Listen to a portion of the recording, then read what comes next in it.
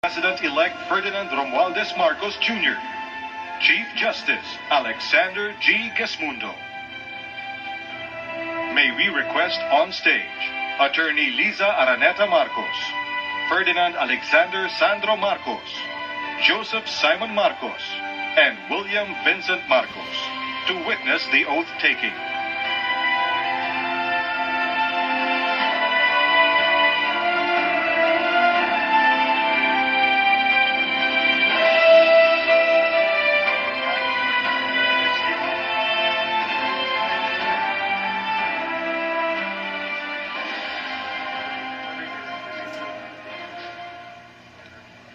Mangyaring itaas ang kanang kamay at wikain ang mga sumusunod.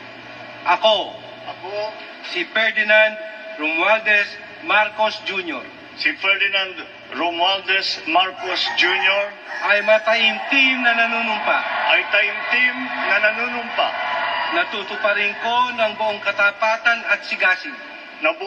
Natutuparin ko ng buong katapatan at sigasig Ang aking mga tungkulin bilang Pangulo ng Pilipinas. Pangangalagaan at ipagtatanggol ang kanyang konstitusyon. Ipatutupad ang mga batas nito. Magiging makatarungan sa bawat tao. At itatalaga ang aking sarili sa paglilingkod sa bansa. Kasinawa ako ng Diyos. Congratulations, Mr. President.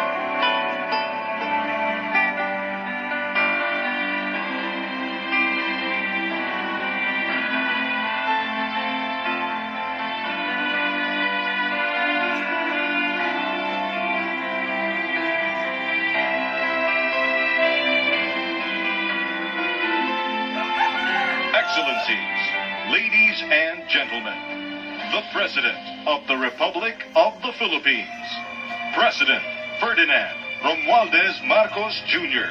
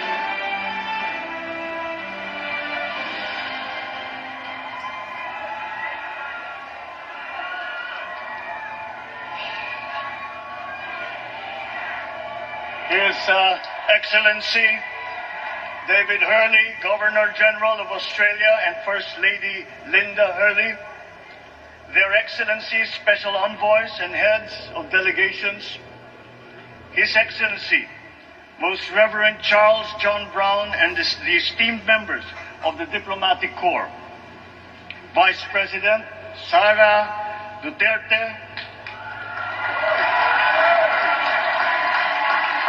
President Fidel Ramos, President Joseph Ejercito Estrada,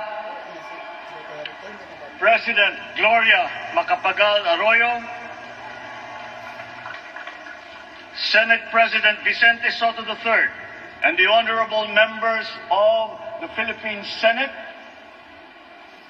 House Speaker Lord Alan J. Velasco, and the honorable members of the House of Representatives, Chief Justice Alexander Gesmundo, and the honorable justices of the Supreme Court, of course, First Lady Liza Araneta, and my children, Alexander, Sandro, Simon, and Vincent.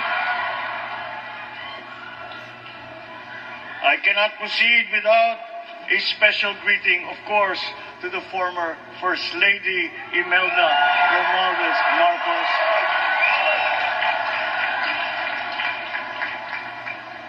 other distinguished guests, ladies and gentlemen, magandang tanghali po sa inyong lahat. This is a historic moment for us all. I feel it deep within me. You, the people, have spoken, and it is resounding. When my call for unity started to resonate with you, it did so because it echoed your yearnings, mirrored your sentiments, and expressed your hopes for family, for country, and for a better future. That is why it reverberated and amplified as it did, to deliver the biggest electoral mandate in the history of Philippine democracy.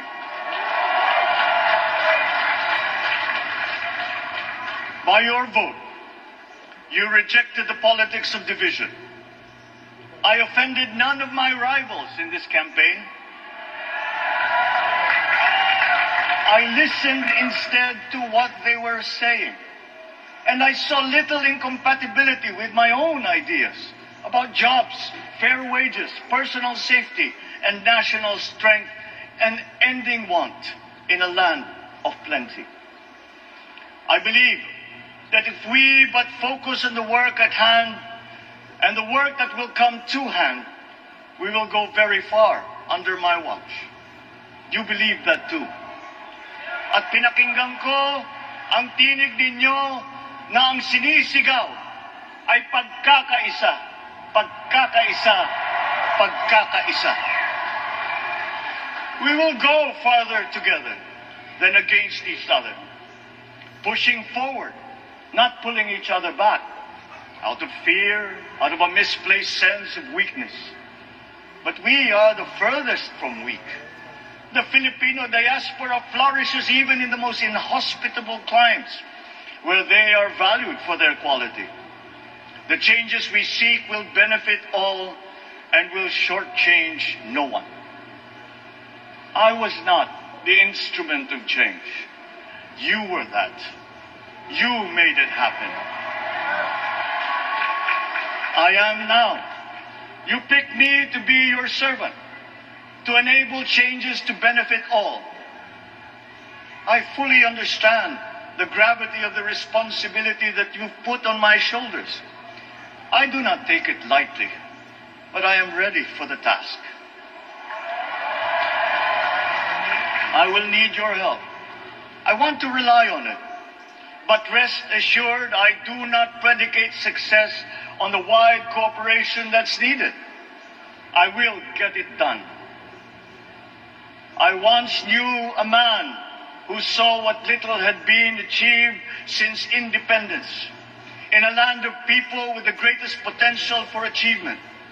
And yet, They were poor. But he got it done. Sometimes with the needed support, sometimes without.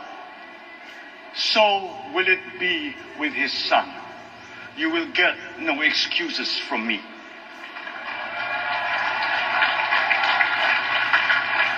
I am here not to talk about the past. I am here to tell you about our future.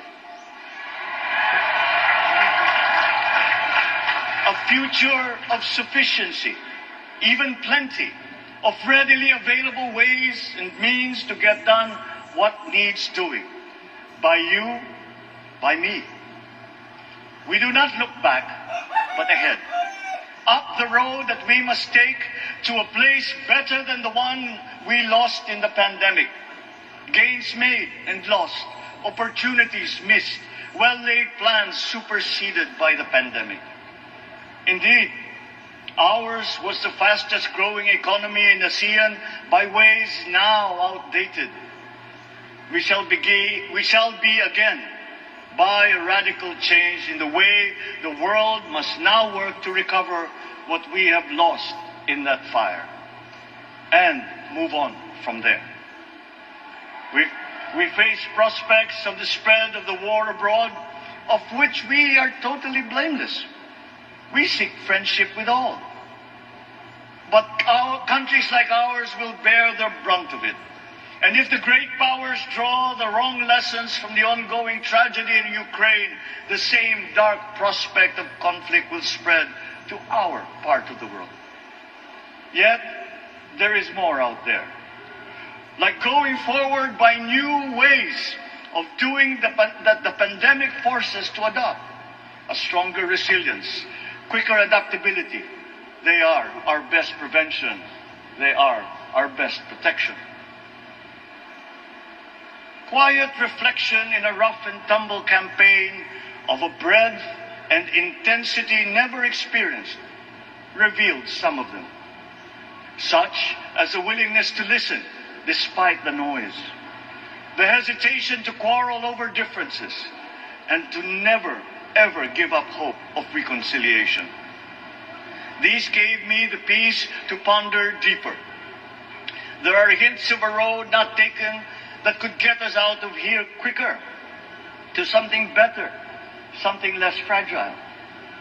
There is also what you, the people, did to cope.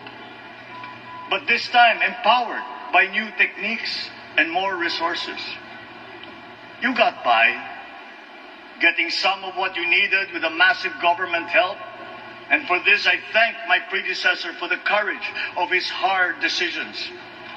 But there is a way to put more means and choices in your hands. I trust the Filipino. Imagine how much more you'd achieve if government backstops instead of dictating your decisions. Always there to pick you up when you fall. Giving what you need to get past a problem. Imagine if it invested in your self-empowerment to bring it closer to taking on whatever challenges come. Imagine a country that, in almost every sense, is you. Now imagine what you and government can achieve together. We did it in the pandemic.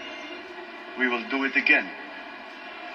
But again, I will not predicate my promise to you on your cooperation. You have your own lives to live, your work to do, and there too I will help. Government will get as much done alone without requiring more from you.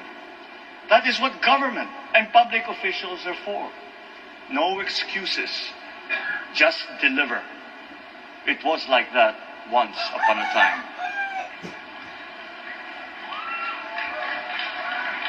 I did not talk much in this campaign. I did not bother to think of rebutting my rivals. Instead, I searched for promising approaches better than the usual solutions. I listened to you. I did not lecture you who has the biggest stake in our success. And the forthcoming State of the Nation will tell you exactly how we shall get this done. In this fresh chapter of our history, I extend my hand to all Filipinos. Come, let us put our shoulders to the wheel and give that wheel a faster turn to repair and to rebuild and to address challenges in new ways, to provide what all Filipinos need, to be all that we can. We are here to repair a house divided, to make it whole, and to stand strong again in the bayanihan way, expressive of our nature as Filipinos. We shall seek, not scorn, dialogue. Listen respectfully to contrary views. Be open to suggestions coming from hard-thinking and unsparing judgment. But always from us, Filipinos. We can trust no one else when it comes to what is best for us. Past history has often proven that. Solutions from outside divided us. None deepened our understanding. They were always at our expense. Never forget, we are Filipinos. One nation, one republic, indivisible. We resisted and never failed to defeat foreign attempts to break up our country in my father's watch. His strongest critics have conceded that. So let us all be part of the solution that we choose. In that lies the power to get it done. Always be open to differing views, but ever united in our chosen goal. Never hesitating to change it, should it prove wanting. That is how agile, resilient republics are made. Our future we decide today. Yesterday cannot make that decision anymore, nor can tomorrow delay it. The sooner we start, the surer and quicker the prospect of achieving our future. These are troubling times. What's happening to others can happen to us, but it will not. We see what's happening. We are witness to how it is being stopped, and we have seen the glory that crowns struggle against all odds. Giving up is not an option. We've been through times of bitter division, but united, we came through to this when it shall begin again, but better. The campaigns I've run have taken me here where I stand today. I listened to you, and this is what I have heard. We all want peace in our land. You and your children want a good chance at a better life in a safer, more prosperous country. All that is within reach of a hard-working, warm, and giving race. Your dreams are mine. Pangarap nyo ay pangarap ko. How can we make them come true? How can we do it together? But I will take it as far as anyone with the same faith and commitment can, as if it depended entirely on himself. Sa pangarap na maging mapayapa ang ating bansa, ang pangarap nyo ay pangarap ko. Sa pangarap na maging maunlad ang ating bansa, ang pangarap nyo ay pangarap ko. At sa pangarap na maging mas masinang ang kinabukasan natin at ng ating mga anak, ang pangarap nyo ay pangarap ko. We are presently drawing up a comprehensive, all-inclusive plan for economic transformation. We will build back better by doing things in the light of the experiences that we have had, both good and bad. It doesn't matter. No looking back in anger or nostalgia. In the road ahead, the immediate months will be rough, but I will walk that road with you. The pandemic ravaged bigger economies than ours. The virus is not the only thing to blame. What had been well built was torn down. We will build it back better. The role of agriculture cries for the urgent attention that its neglect and misdirection now demands. Food self-sufficiency has been the key promise of every administration. None but one delivered. There were inherent defects in the old ways and in recent ways too. The trade policy of competitive advantage made the case that when it comes to food sufficiency, a country should not produce but import what other countries make more of and sell cheapest. Then came Ukraine. The most vulnerable when it comes to food are the countries furthest away from the conflict, those bearing no blame for provoking it. Yet they face the biggest risk of starvation. If financial aid is poured into them, though it never is, there is nothing to buy. Food is not just a trade commodity. Without it, people weaken and die. Societies come apart. It is more than a livelihood. It is an existential imperative and a moral one. An agriculture damaged and diminished by unfair competition will have a harder time or will have no prospects at all of recovering. Food sufficiency must get the preferential treatment the richest free trade countries always gave their agricultural sectors. Their policy boils down to don't do as we do. Do what we tell you to. I am giving that policy the most serious thought if it doesn't change or make more allowances for emergencies with long-term effects. There is a parallel problem in our energy supply. Sufficient fossil fuel-free technology for whole economies has yet to be invented. Response of the richest countries to the war in Ukraine. But surely, a free world awash with oil can assure supplies. Or we will find a way. We are not far from oil and gas reserves that have already been developed. What we teach in our schools, the materials used must be rethought. I am not talking about history.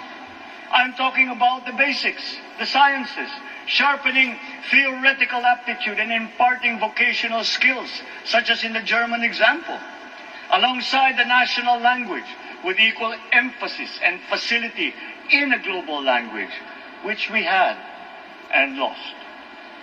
Let us give OFWs all the advantages we can for them to survive and to thrive. Our teachers from elementary up are heroes fighting ignorance with poor paper weapons. We are condemning the future of our race to menial occupations abroad. Then they are exploited by traffickers. Once we had an education system that prepared coming generations for more and better jobs. There is hope for a comeback. Vice President and soon-to-be Secretary of Education, Sara Duterte Carpio, will fit that mission to a T. We won't be caught unprepared, under-equipped, and understaffed to fight the next pandemic. To start with, we never got over the pandemic of poor, if any, free public health. The last major upgrade of a public health system, exemplified by the resources poured into PGH, predates the current shambles by 3 generations. Our nurses are the best in the world. They acquitted themselves with the highest distinction abroad, having suffered even the highest casualties.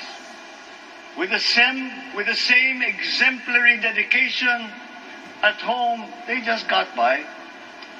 They are out there because we cannot pay them for the same risk and workload that we have back here.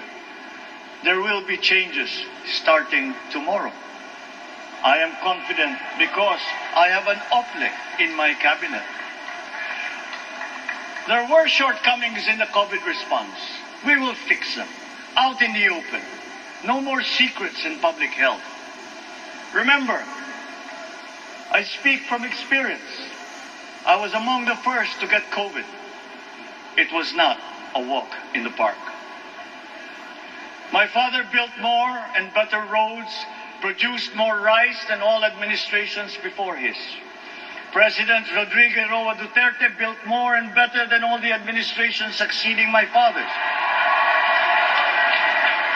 Much has been built, and so well, that the economic dogma of dispersing industry to develop the least likely places has been upturned.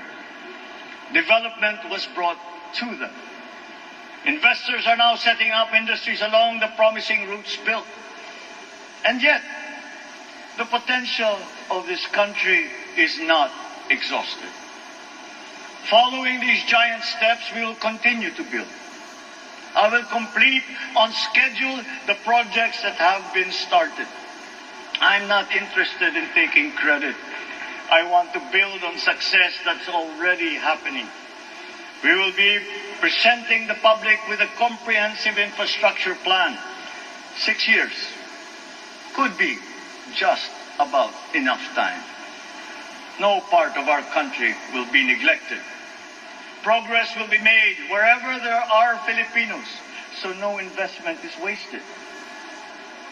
The recovery of Philippine tourism, with its emphasis on accessing nature's beauty, I am sure will exceed expectations. And bigger is not always better, but there's something to be said for economies of scale.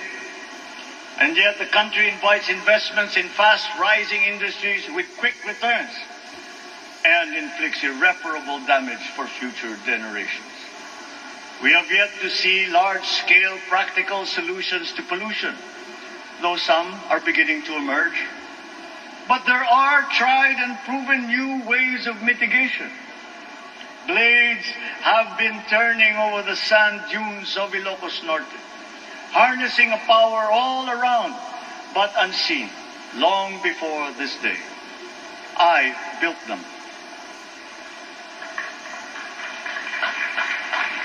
The rich world talks a great deal, but does a lot less about it than those with much less, but who suffer more death and destruction from climate change and lack of adaptation.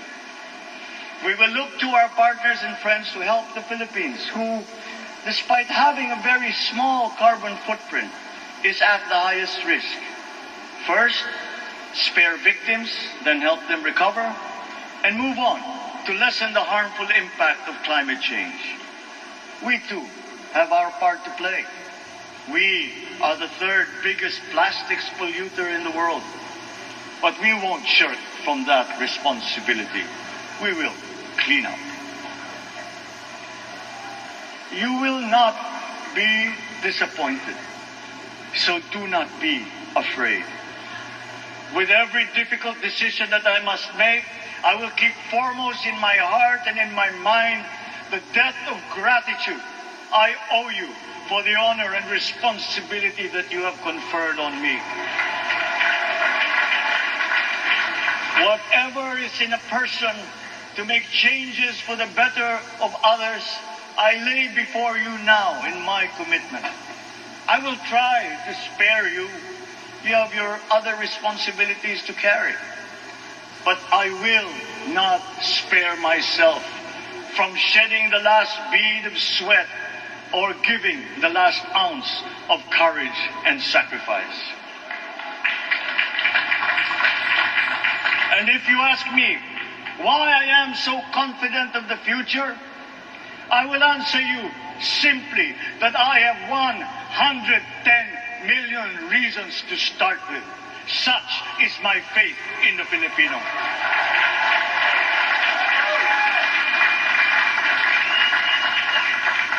Believe, have hope. The sun also rises like it did today and as it will tomorrow. And as surely as that, we will achieve the country all Filipinos deserve. God bless the Philippines. God bless our work.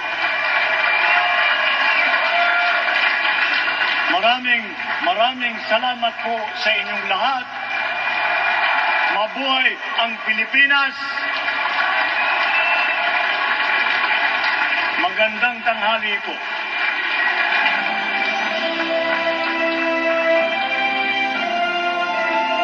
Excellencies, ladies and gentlemen, the President of the Republic of the Philippines, President Ferdinand Romualdez Marcos Jr.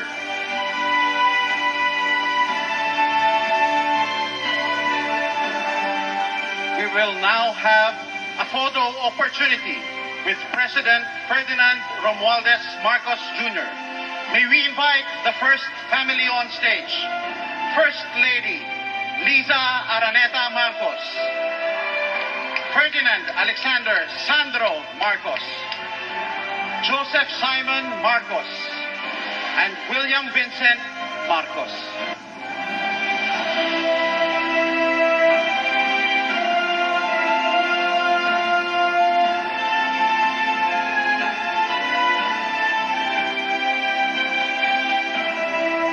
May we now request Vice President Sara Duterte to join the first family.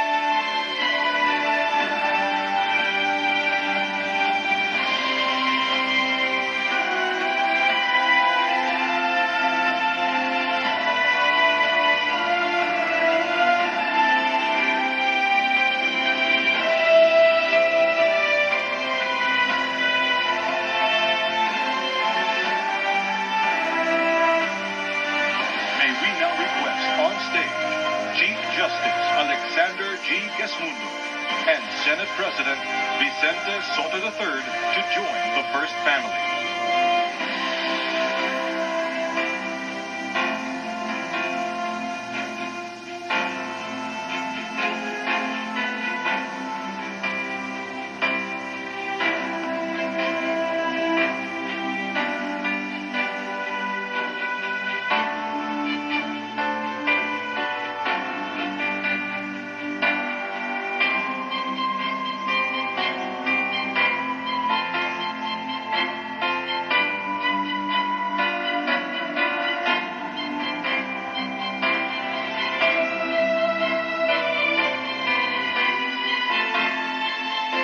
May we now request Madam Imelda R. Marcos, Senator Amy Marcos, and Miss Irene Marcos Araneta to join the first family.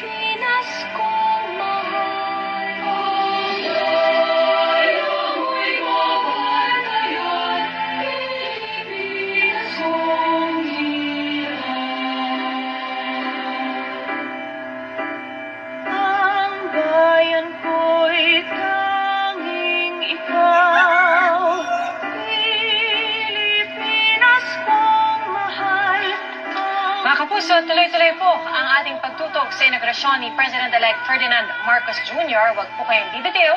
Nagbabalik po kami.